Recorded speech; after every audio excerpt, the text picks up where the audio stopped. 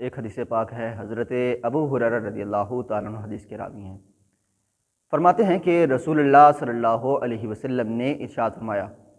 تم میں سے کوئی شخص موت کی تمنا نہ کرے اور نہ اس کے آنے سے پہلے اس کی دعا کرے، کیونکہ جب وہ مر جائے گا تو اس کی امیدیں ختم ہو جائیں گی، اور مومن کی لمبی عمر بھلائی ہی لاتی ہیں۔ تو حدیث پاک کے الفاظ واضح ہیں۔